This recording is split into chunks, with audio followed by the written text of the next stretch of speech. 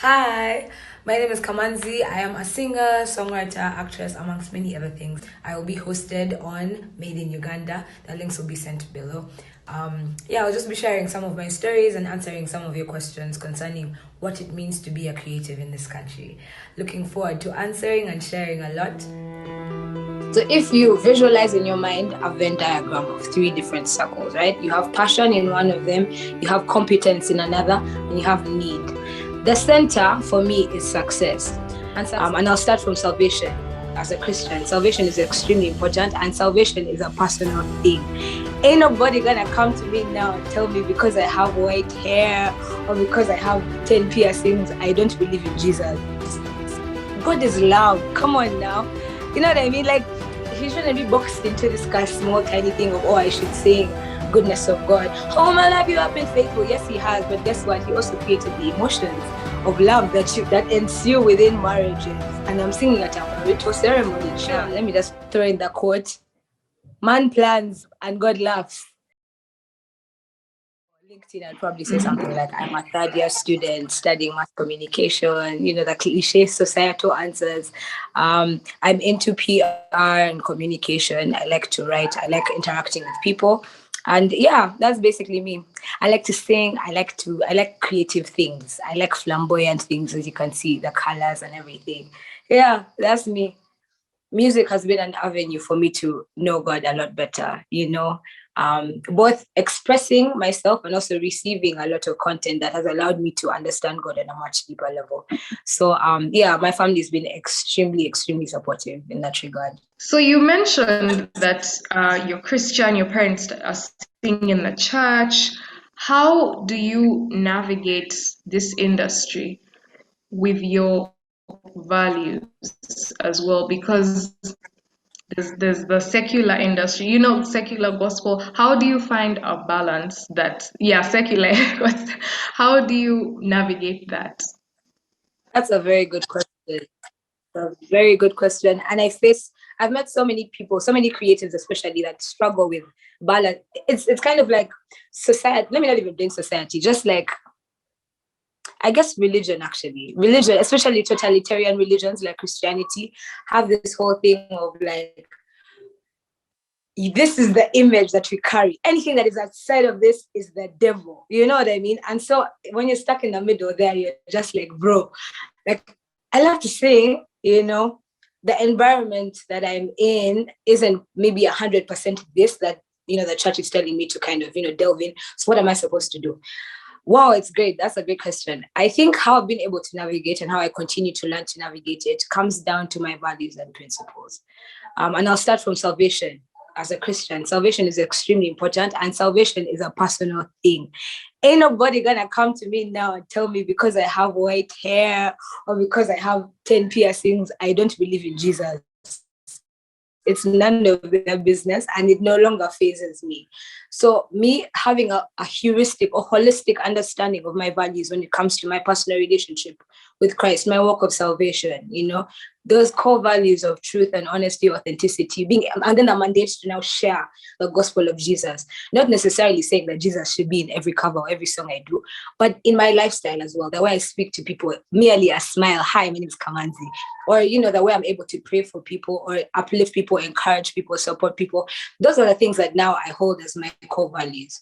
So for me, there's certain things that I now regard to now, I say now because before they used to faze me a lot, I now regard to as trivial when it comes to, okay, I'm going for a gig, I'm going to sing a love song. God is love. Come on now. You know what I mean? Like, he shouldn't be boxed into this kind of small tiny thing of, I should sing goodness of God. Oh, my love, you have been faithful. Yes, he has. But guess what? He also created the emotions of love that ensue within marriages. And I'm singing at a ritual ceremony. Surely, should I be singing, So there's that entire dynamic. But I think what I would encourage people to do, and to answer your question quite simply, is to just have your values and hold on to them. And then anything that is inconsistent with those core values that you hold, then just don't go into it. Why? Because peace of mind is key as well. God gives us a peace that passes understanding. And there's some decisions that I've made that have been otherwise alternative to what the church would say. But I've had a peace of mind about it.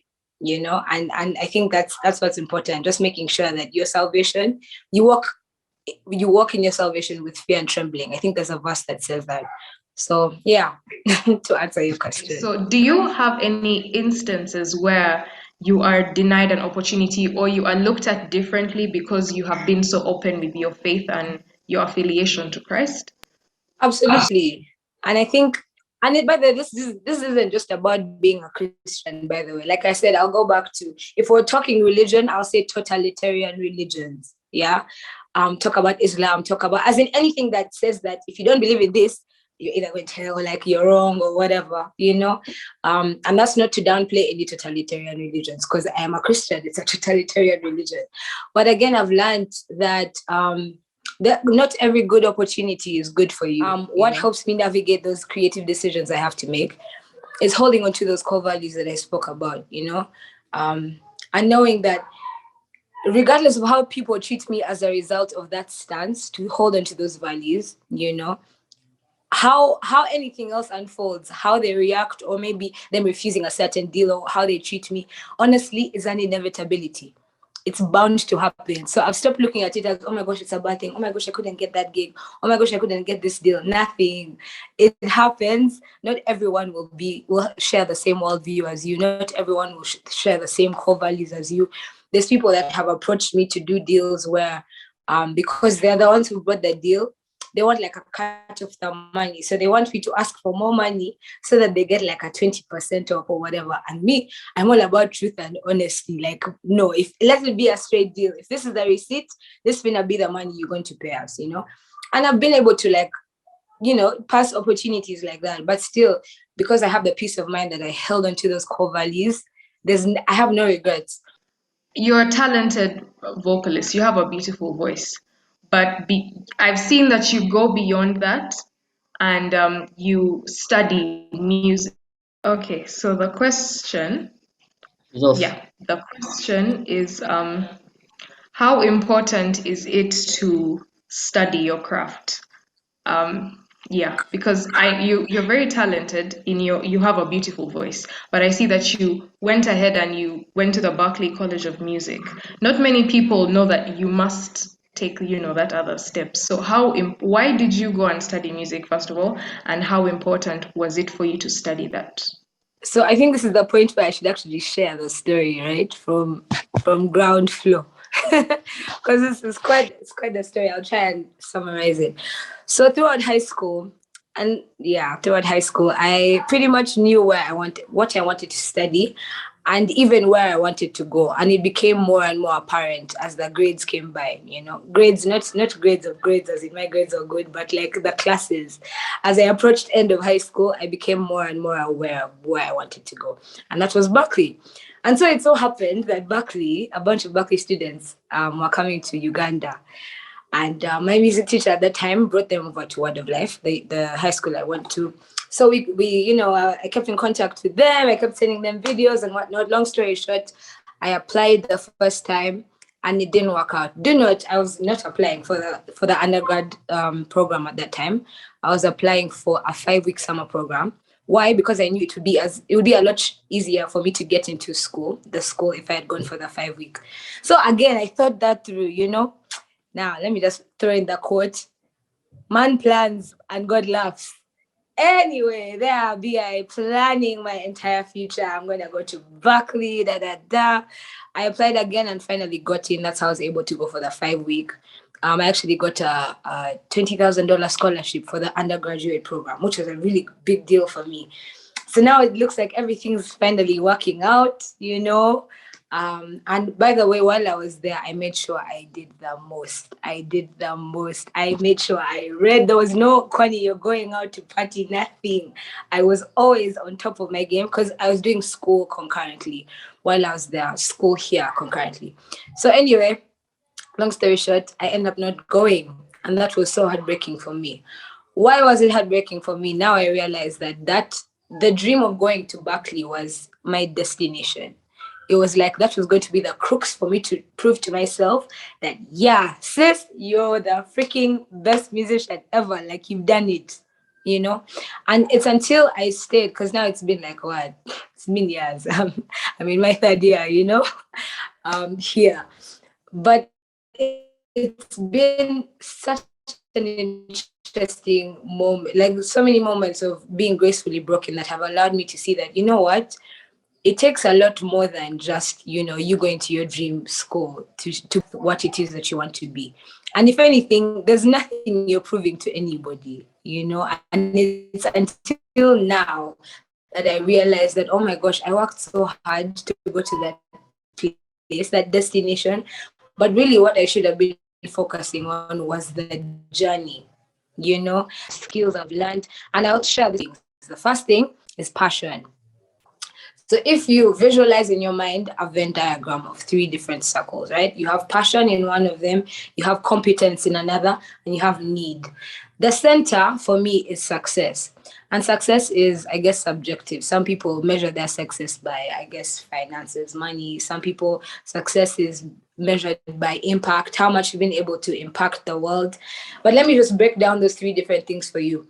Passion, quite evidently for me, since I was young, like I said, has been intrinsic. It's music. I'm so passionate about music. That's my chi. That's my language, you know. And so for me to be able to exercise that passion in as many things as I can, to as many, you know. The second thing is competence. Now, competence is the hard part. Competence is, it takes time. I don't know if you've heard of the 10,000 hour rule. For you to be a prodigy, to spend a minimum of 10,000. Yeah, for you to be a prodigy, the guru, the don dada, the best, the maestro, the sensei at anything, you've got to spend ideally 10,000 hours minimum, right? And so that's just to say that you need to put in the time. Don't expect to be the best guitarist in the world if you only play your guitar on Sundays, you know. There's a guy, oh my gosh, I have to talk about him. He's a friend of mine. His birthday was recently. I don't know if it's on the call. His name is Danny. He plays for the Collective UG. I'm sure you know Danny. Drummer boy. Yeah. I do. Danny, Angel, we went to church together. Yeah, we went to church with Danny. Danny always loved drums. He was very passionate. He had the passion, the first circle. Yeah. You know, he is passionate about drums and whatnot. The difference between him and another drummer who's extremely passionate about drums is the fact that he took time to work on his craft. He made sure he put himself in a position where he became extremely competent in what he's passionate about, you know. Playing with people like Roy Kasika, very good drummer in Uganda, you know, having people accountable to you to make sure that you feel out, like you have to do this, you have to put in the hours. And this isn't just for creatives, by the way. I think it's a general principle in life. You can't expect to be the best at something if you don't put in the hours to expose yourself to as much information and as many people who will help you be the best, you know? And then the third circle, which is a need. The need is basically purpose, you know? You can be passionate about something and be extremely competent in it, but if it's not solving a problem in this world, then what are we doing? So the need doesn't have to be, oh my gosh, I'm like a humanitarian, you know, like I'm into like saving lives, like orphanages and stuff. It doesn't have to be like that, because people have this idea that, oh my gosh, you have to end hunger, you know, the SDGs and all that. That's good. That could be your thing, but it doesn't necessarily have to be that. It could be helping girls with mental health issues. It could be things as small as family, like just being there for your family or making music that allows people to feel a sense of relatability, something like that. So that's my mantra basically, and it's allowed me to keep striving to be the best, not because there's an apex, a crux I'm trying to get to, but to be as relevant as I can in the time that I have with the resources that I have. And I like what you hinted on the circles. It's the Ichigai Principle, and I read about it, and I'm just so happy that you know it and you're sharing about it. Yeah. Yes, exactly. I think it's something, yes, it helps a lot, especially when you're in a state of confusion or you're trying to, you know, find confidence in what you're doing, the Ichigai Principle. So guys, what she mentioned, the intersection between passion, need, and competence. So someone else is asking in the chat, how do you, let me just get his name, is Daniel. And Daniel is asking, how do you deal with situations where you're not taken seriously or face stereotypical profiling because you're a musician? There is at different points in history or even in the future, there's certain jobs, certain things that people will do that will seem extremely irrelevant to the rest of. If you have a strong a strong conviction about what it is you're doing, go ahead and do it. And it shouldn't matter what society thinks. It shouldn't matter what anyone's saying. It shouldn't matter how many doors are shut in front of you. I don't know how many of you have watched Squid Game, but the story behind it really mashed me up. The guy created that thing like, I don't know how many years ago. He kept selling the story, trying to sell the story to different agencies and whatnot. When he thought he had given up, he was like, you know what? Okay, turns out this thing is a damn show. No one's gonna buy it. Netflix comes and says, I want your story. Before you knew it, it was the #1 streaming movie ever at a certain point, I think for a week or something. You know what I mean? So that's resilience. He believed in what he was doing, and it will always work out. There's nothing that you put into this uni fail if you've put in 100%. And again, biblically, God will bless the work of your hand. Someone, Kwesi, is asking, what is your best musical moment over the last 1.5 years? Oh, that's such a nice. Let me think. Wow, my best musical moment. Okay, let me tell you this. And it was recent. It was like maybe a week ago. Ironically, I wasn't even singing in the moment. Let me tell you what happened. So I put out a cover of my personal songs that I had written for my grandfather called Xavier. So basically a story about how he got cancer. He's got cancer like twice. He healed, got cancer again. And at that second low, it felt like, oh my gosh, he's leaving. He finna die.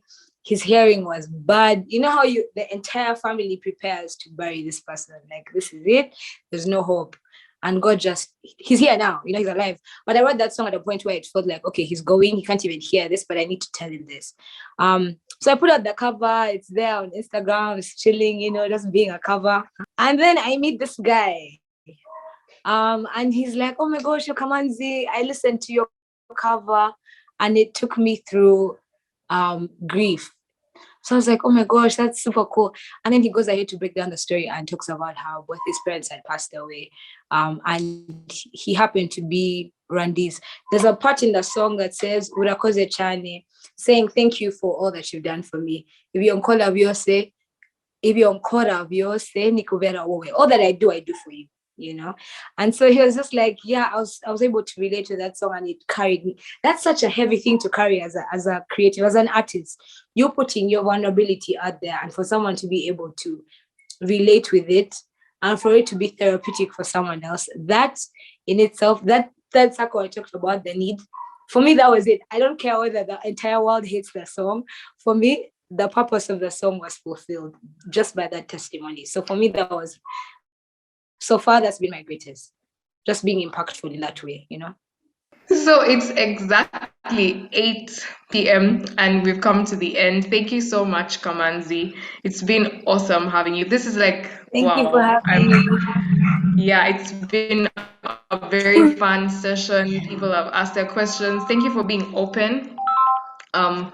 And being vulnerable with us, because not many people, you know, can openly come and talk and, you know, inspire. So thank you so much for being part of Made in Uganda. For you guys who still have questions, you can reach out to Kamanzi on her social media, or you can reach out to me and we connect you. For the person who was asking, you know, how you can have her perform with you, collaborate. Yeah, there's social media for that. So we've come to the end. I hope to see you tomorrow. Tomorrow we have a special guest. I don't know whether to spoil, but I won't spoil. I will resist the urge. So see you all tomorrow. Feel free to leave at leisure. It's been a pleasure having you, Kamanzi.